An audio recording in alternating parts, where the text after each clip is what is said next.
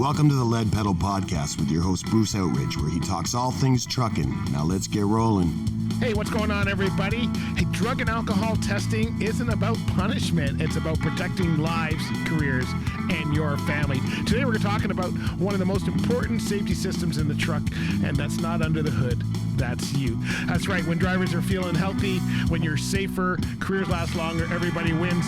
Hey, today we're going to be talking about drug and alcohol testing. Our guest is Dr. Jonathan Davids with DriverCheck. We are in their Kitchener facility to find out all about how DriverCheck works, how drug and alcohol testing works, and what's different in 2026 than when they brought out the clearinghouse a number of years ago. So Dr. Jonathan Davids is going to give us some great information. Make sure you subscribe and get ready for all of this. And before we get started, let's talk about Bison Transport. That's right. They've got a number of opportunities available for owner-operators on their fleet. Right now, they're looking for owner-operators and team owner-operators, and this has so much benefits. From an owner-operator business standpoint, just the cost savings alone, like the fuel offset program, or the lower insurance deductibles, or the maintenance and parts reductions. It's great. Never mind that they pay on time, they pay every time, and you don't have to worry about things in the background because they got a whole support team. It's like having your own team as a contracted employee. So check out bisondriving.com for all the information. They've got tons of stuff there. Like I said, they are looking for owner-operators right now. All right, let's get on with it and get on with the show. Be sure to share the podcast on your favorite social media channels. All right, so I'm the Chief Medical Officer here at DriverCheck. I've been with DriverCheck for about 8 years now, but been in this industry for about 30 or so. My role is just to oversee the integrity of all testing and all medical services that we push out. And typically, we do a lot of drug and alcohol testing, but we also have occupational health services that we offer to our clients. So we've been doing that for about 8 years with DriverCheck. Did you have your own practice before DriverCheck? Like, did you go from medical school to medical officer, or how does that? Just give us kind of the overview timeline of how you got to DriverCheck. Yeah, so after medical school, did a residency in family practice and served in the Canadian Armed Forces as a medical officer for a number of years. And so once we were doing that, got exposed to what was called military medicine, but it's really occupational medicine. So individuals exposed to various hazards in the workplace and the effects that has on their health. And so when I finished with the military, I had my own practice in primary care, but was also doing consulting for employers in occupational health. Did that for about a decade or so, and then there was a knock on my door, and they wanted me to be an executive with a company, with Loblaws and Shoppers Drug Mart. And so did that for quite a while. I was their senior medical director, and then joined DriverCheck 8 years ago, and have been in this role since then. Because I know most of us, when we think of doctor, we think of either our family doctor or you're a surgeon or a specialist in something. Don't think that, there's a whole industry of, corporate doctors going around. I didn't even think of that. Yeah, and so it's hard to explain to even my friends and family what an occupational medicine physician is. And it's sort of the opposite of what you think of a regular doctor. A regular doctor sees patients in normal environments, but they have abnormal physiology. In occupational medicine, we do the opposite. We see individual workers who have generally normal physiology, but they may be exposed to abnormal environments and have hazards in the workplace. And that has an effect on their health. So we help employers manage the health and well-being of their employees so that they're actually fit to do their work. We make sure that they don't have medical conditions that prevent them from doing their work safely, that they're not on medications or substances that could impair them on the job. And so we help employers ensure that their workplaces are safe from a medical lens. So from a DriverCheck standpoint, I'm assuming you're reviewing any medical information that might go out on behalf of DriverCheck. That's part of your role? Yeah, so I oversee a group of physicians and other healthcare practitioners, occupational health nurses.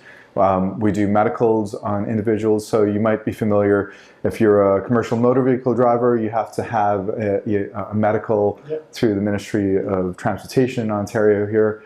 we make sure that you're fit to do the job. And in a similar fashion, we do this for all industries, whether we're in oil and gas or mining. We make sure that that the employees who are hired for the job have an appropriate medical, that they're medically fit to do their job. And if there's something that comes up during the course of their employment, we also get involved and reassess them. So the thing that we have at DriverCheck is that we take care of individuals from hire all the way to retire. So not only when they're onboarded, but all the way through their employment career right before they leave. I didn't know that, because I've got my commercial vehicle license, but I've always gone to my family doctor for the physical. I've never thought of going anywhere else. So would someone use that didn't have a doctor, or is that just their employee prefers they go to somewhere that's third party then? Yeah, so you may not have a family doctor, you may be away from your family doctor and you need to have your medical done.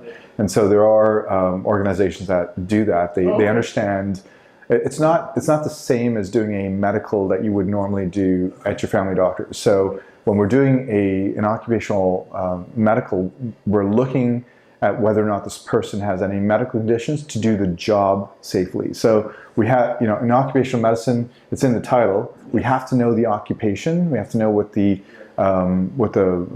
essential duties of that job are, and then we have to know the health. So we investigate the health of the individual to make sure that it matches up with being able to do a job safely.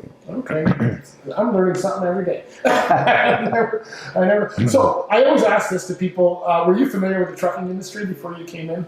I would say I was familiar with the trucking industry. I didn't know it very well. Okay. And in occupational medicine, it spans the full scope of all industries out there. And so I didn't have an opportunity. When I was early on in my career, I was very involved in manufacturing. Okay.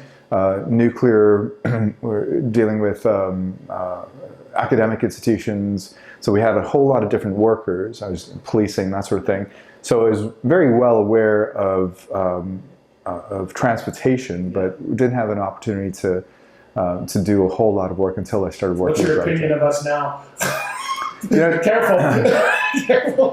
Listen, I think truck drivers have a really tough job. They're oftentimes away. They're working long hours, driving heavy vehicles at highway speeds for long hours. So I think that it's so important that they're healthy and well. And certainly being away from home and having a relatively sedentary job, truckers are at a bit of a hard spot with their health. So we have to, make sure that they're healthy and well to do their job. And there's a whole lot of appreciation that goes on with that type of work for long hours, multiple days away from home. Based on what you've seen, what's a couple tips that you think drivers should be doing more of? Not naming it, but more exercise. Like, have you seen drivers able to? I don't know if that's really your role, but maybe what you it's it's not my role to sort of be their family doctor or to advise them. All what I'm going to tell you is not sexy stuff. It's all the boring stuff, but it's actually grassroots of health and well-being. It's watching what you eat. It's moving around. So activity and diet are so much of a cornerstone to good health. And truckers, by virtue of their job, they're sedentary. They're sitting down for long hours, and they don't have the opportunity to perhaps exercise as often or eat, healthy. So I think those are the tips that I would sort of really focus in on. If you want to improve your health and well-being, it doesn't get any different. Healthy eating, activity, getting out there and exercising, paying attention to your health is really important from that end. When I was on the road, I used to have a gym membership that allowed me to go to any gym in the country. Yeah. And I was able to phone as long as they had truck parking. So I'd go to a gym in Texas or Kentucky, and I used to like to walk a lot when I was on the road. I love walking, so I would, go from the truck stop. Nowadays, you got to watch your security as much as taking off there. I even had a stair stepper in my truck. I had a sleeper big enough to have a stair stepper in it. So there are ways to do it. There's a lot of programs out there for people to do it. I just thought I'd get your opinion, and based on that, so. Let's get into drug and alcohol testing. Let's get into where you actually want to live. So, when it comes to drug and alcohol testing, what are some of the things that drivers should know? I don't know if we hear it a lot. Yeah. Most of us avoid it like the plague. Like, if you get drug and alcohol testing, it must be bad. whether you've just come up on the clock where it's your number, Yeah. or whether it's for a reason like an incident or something like that. So what should we know about drug and alcohol? Is it really against us? Like, are we really being punished by having to go for drugs? Because that's how a lot of drivers feel. Yeah, so I want to sort of change the script on that. I don't think you should be looking at it as a punishment or a punitive action. Think about this as keeping your workplace safe, keeping you safe. You're traveling on the roads at highway speeds with large trucks. There's not a lot of room for error. Right. And so what we want to do, and there's a number of things that influence human performance. Certainly medical conditions, prescription medications itself. So drug and alcohol testing is trying to ensure that individuals who are at risk, who are potentially at risk, are kept as safe as possible. So it's not to point out, to say, listen, we're trying to sort of catch you. We would just want to make sure that you're safe to be on the roads where all of our loved ones are sharing that road with you as well. Right. So that's the intention behind that. Is I've seen some drivers who said, I've been chosen like 4 times this year. Right. Like, and other guys who haven't had it for 2 years or whatever it is, on the same fleet. Right? Yeah, so that's a true state of randomness, right? Yeah. So when doing random drug testing, so this is not, with reasonable cause or reasonable suspicion. It's not after an incident or accident. If you're just doing it on a random basis, your name can come up randomly, and sometimes it happens. It just happens more frequently than somebody else who hasn't had their name drawn for a long, long while. Yeah, and that affects them all through the. Are you able to explain the whole drug and alcohol system? Like, are you familiar with the States and how that's all? Like, how does someone get chosen? Let's say, let's start with that. How would a driver be chosen through their company? I don't know if so there's a number of different ways, and this is all really driven by the U.S. Department of Transportation regulations. And so if you're a Canadian driver that crosses over into the U.S., you are governed by that regulation. In Canada, there are a number of trucking companies that have adopted that as best practice because it's a safety measure, so mitigating risk. Essentially, there are 3 big categories. So if there is a reasonable suspicion, so your supervisor sees you stumbling around, they don't know what's causing that stumbling, so they can get you to have a drug test. It's called reasonable cause or reasonable suspicion. After an accident, something goes wrong, everything else is investigated.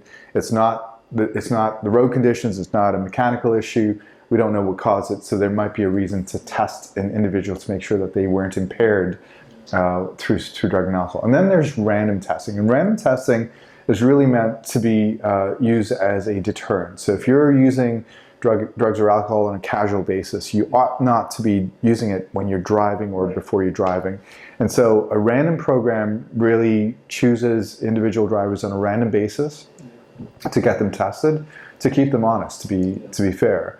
And in some instances, we do pick up individuals who have substances on board that could cause impairment. We do uncover, substance use disorders. And so I think, generally speaking, we know that the drug and alcohol testing programs out there, what they're used for. We also have the safety net. So you talked about this being a punishment for people. And that's how we feel, many drivers feel, I think. Yeah. But I will tell you that, sometimes we uncover substance use disorders, and the intention is not to disqualify you from work or push you out. It's actually to identify you so that you can actually get treated and then get back to doing your work. There's a really good analogy. I used to work with a nurse. She used it, and it made a lot of sense to people. They said, think about this as a production floor in manufacturing. You have a piece of equipment that's working, a really expensive piece of equipment, doing a good job, and then it starts malfunctioning. Yeah. It starts malfunctioning and it causes a danger to other workers. What would you do with that? Well, you wouldn't take this expensive piece of equipment and toss it out. Right. You would take this, you would identify that's a risk to other people, you would send it to the repair shop, get it sorted out, and then you would bring that back and you would put that back to service. And it's no different when we're thinking about individuals. If we uncover a medical condition or a substance use disorder that's causing some degree of a safety risk, we're not going to get rid of you. We're going to pull you off. We have a safety net. We're going to get you into the right treatment so that you get fixed up, and then we are hopefully going to bring you back in and get you going again. Especially if you're a good employee, because it's hard to find good people. If you got good people on your team, you don't want to get rid of them no matter what. It's the adage, what's the most important part of any business? It's the people. It's the workers. And so I think keeping it from that lens, it makes a lot of sense to make sure that your individual workers, your most trusted workers, are back doing the job that they love to do, that they know how to do, that they're skilled to do. So good help. We want to keep them.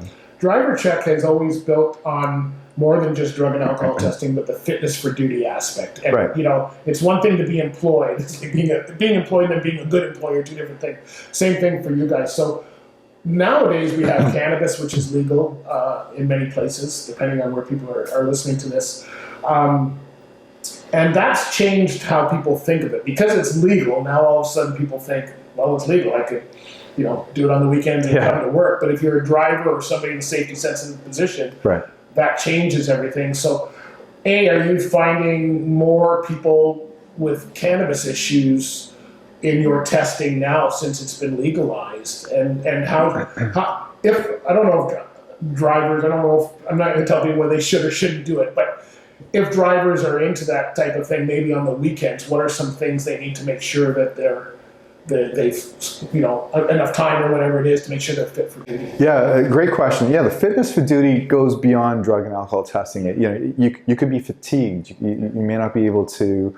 You may have an underlying medical condition that may be causing some degree of impairment at work. So we take a holistic approach to say, are you fit for duty? We're not just looking at drugs and alcohol, illicit stuff. We're looking at even prescription medications and how that impacts your ability to function. But the question on cannabis, it's legal in Canada, in all of Canada. It's not legal in the U.S. from a federal jurisdiction. Various states have legalized it, but transportation in the U.S. is a federal U.S. Department of Transportation. It's governed by that regulation. So for individual drivers in Canada who are using cannabis recreationally or even for medical purposes, just know that it doesn't matter why you're using it in Canada. You can't. It's disallowed in the U.S. And if you're using cannabis and you get tested, you will test positive, and that would be a violation. So that's something that you need to know. In Canada, if you're engaged in recreational use of cannabis, we know cannabis it has an effect for about 24 hours on most users, right? So from the time that you use it, it takes about 24 hours before impairment goes away. And just to tell you what impairment can be thought of as loss of function, loss of cognitive function or thinking function, judgment, decision-making, reaction time, but also loss of physical function. So you're just not able to stand and move properly, so you've lost that motor ability. All of that, when we measure it in studies, we know that once a person takes cannabis, that impairment lasts for 24 hours. The first little bit we call an acute intoxication. Those are the observed behaviors that people see in you. When I'm hungry for a pizza. That's right. Yeah, 1975, sorry to say. You got the munchies. Like, those are the things that people see and say, you're drunk or you're high. But that acute intoxication, although that you're impaired during that time, those things wear off after a couple of hours, and people aren't able to see if you're drunk or high. The impairment still lasts, and we know it lasts for 24 hours. So the message to people who are using cannabis, THC, which is the active ingredient, stuff that gets you high in cannabis, if you're using THC products, you ought not to be driving, you ought not to be doing any safety-sensitive work for 24 hours since last use. Does it go based on how much? If I have... I'm not a drug driver, so I don't know how much usage is. Let's say a joint. If I have one joint now, it's good for 24 hours. But if I have three, does that make it now 3 days from now, 72 hours? No, so it's not. It doesn't accumulate like that. So the rough rule of thumb is, okay, if you're smoking 3 joints, from the last time that you use that last joint, 24 hours from there, generally speaking. Now that changes if you're a chronic habitual user. And what does that mean? It means that you're using cannabis every day, multiple times a day, using high dose product, 60, 70, 80, 90% of THC, then it can last longer than 24 hours. But for most people who are recreational users of cannabis, the rough rule of thumb is 24 hours since your last use. That's how long impairments last. So you ought not to be doing anything that's driving or other safety sensitive work, because you could still have a significant safety impact on your ability to operate vehicles at that time. Okay. Are there any safeguards in the industry? I don't know because I'm not following that so closely, but I know for alcohol, because that's what was around in my days, you had to be totally alcohol free 4 hours before your shift. Right. And that's in the regulations. Yeah. Now, I don't know if it's the same for cannabis, but I would assume you have to be at least 4 hours before your shift. So if I'm, because a lot of people are going to go by that 24-hour clock, right? Yeah. And rush in, go, okay, it's 23:59, they're in their car, one more minute, I can go into work. Yeah. Is there testing? Like, how would someone know whether they're totally good to go to work? So you can't really test. So all these tests that we do, these drug tests, they're not tests of impairment. They're tests of whether or not there's a substance in your body. And we infer that if it's in your body, it's going to cause some degree of impairment. And so this is where the type of testing matters. Right. For years, for decades, urine tests have been sort of the mainstay of testing. But the problem with that is that, specifically with cannabis, is that when you take THC gets broken down in your body, call them metabolites, they're just breakdown products. Those breakdown products get into your pee, and we can detect it 3, 4, 5, 6 days, a couple of weeks later on. So using a urine test for cannabis, especially in Canada when cannabis is legal, detecting it 7 days after you've last used it is not really all that helpful, because we know the impairment lasts for 24 hours. I don't care what happens, 3 or 4 days before that. So we're using different methods of testing. So we're using oral fluid testing. Oral fluid testing essentially is, a swab in the mouth, but it has a number of benefits because it picks up recent use, or the window of detection from last use. Depending on what your thresholds or what your levels that you're measuring, you can structure it so that it just measures the last 24 hours since. And so if you do an oral fluid test and it picks up a positive THC result, you're saying, listen, I'm detecting it just in the last 24 hours. We know impairment lasts for 24 hours. So that positive test means that you are likely impaired. So the rough rule of thumb that we advise employees and employers, you've got to give yourself 24 hours, right? So I'm not going to split hairs and say 23 versus 25, but you're looking at 24 hours. That's your safe bet for the most part, to avoid impairment and to avoid being tested positive. Is there a general idea of safety sensitive position? We think about it as driving because we're in the trucking industry and that's what we're talking about. Right. But I'm thinking forklift driver, I'm thinking somebody that's, mechanic that's just driving around the yard. Like, is there a list that someone can check from an employer standpoint, not from a driver standpoint, an employer go, okay, here's the positions I have, because I can tell you there's a lot of people who drive forklifts who think they're fine. Yeah. And how they got to work is another issue. We'll leave that alone. Right. But is there somewhere like that where people can check to make sure, okay, I've got all my safety sensitive positions covered? Yeah, so it's a good question. Like, what is a safety sensitive job? And so the Canadian Human Rights Commission has defined that.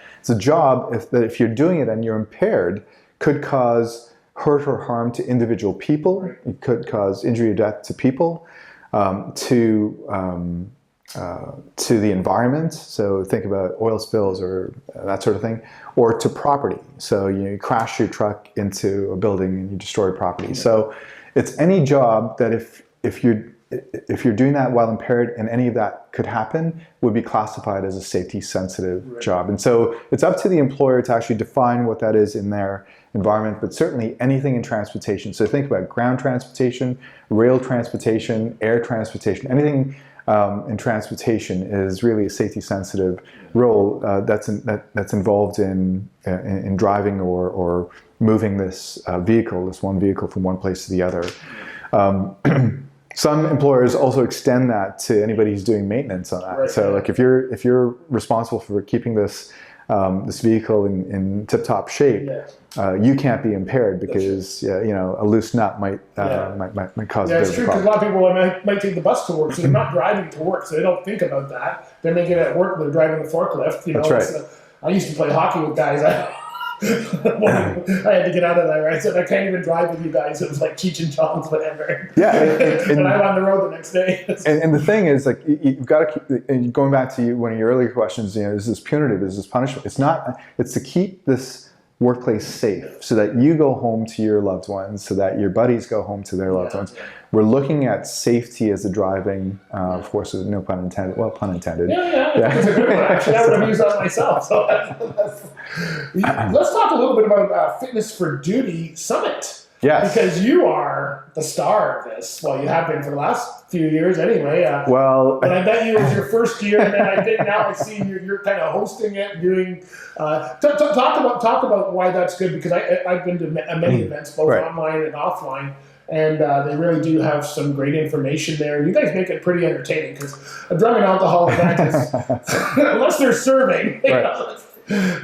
So tell us a little bit about what's gone on the last couple of years, and why maybe somebody should really look at this as somewhere to go. Yeah, so our Fitness for Duty Summit is a day or two. We've had a couple of ways that we've done this, but it's getting people who are interested in the space, getting them all together as an educational session. So we've got, I'm not the star of the show, we've got some great speakers. You're one of them. So I'm lucky to host it at times, but we have these great speakers that are engaging. They talk to employers, they talk to employees, they talk to union reps, they talk to lawyers. They all show up, health and safety specialists, and we talk about what's on the cutting edge of safety, fitness for duty. How are we determining whether a worker is fit to do their job? What's on the horizon? What do we do with drug testing? Why is this relevant? What are the things to look at, like for cannabis? How long do we have to wait? So we get all of these people in one room together. We have a bit of energy where we actually present a number of these topics, and hopefully it's engaging enough that people recognize the relevance of it, and they walk away with some learning from that.